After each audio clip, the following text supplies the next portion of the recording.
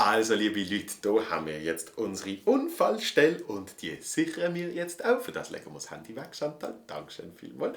Und dann haben wir hier natürlich auch unsere Puppe, der Dolly, oder wie wir auch sagen, die Dolly. Hashtag Feminismus.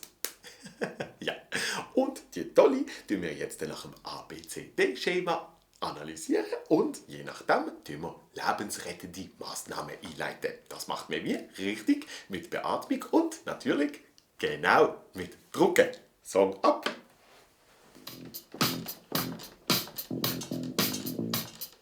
Eins, zwei, drei, vier, fünf, sechs, sieben. So, und wie ihr jetzt seht, ist der oder die Dolly immer noch leblos. Dafür passt wenigstens das Lied Another One Bites the Dust. Also, als ich diese News gelesen habe, bin ich schon ein bisschen traurig.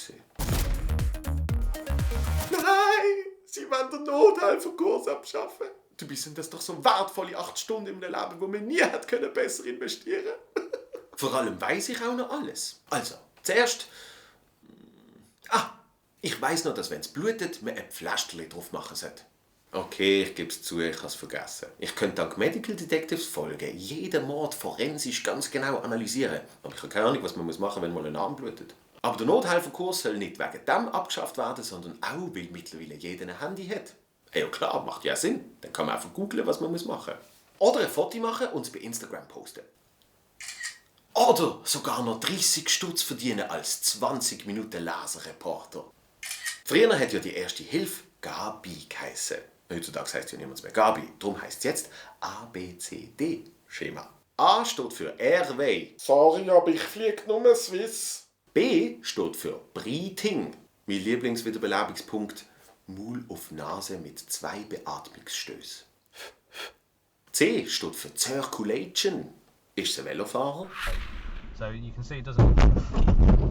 Und D steht für Defibrillation. Oder wie man auch sagt. Ich persönlich habe immer die Herzmassage am meisten mögen. Ich habe sie jeden Sommer Dutzende von Frauen in der Bade gegeben, weil ich gemeint habe, sie sind bewusstlos. Dabei sind sie nur am Sünneln gesehen. Aber hey, sie sind am Leben gesehen. Ist es nicht das, was am Schluss zählt?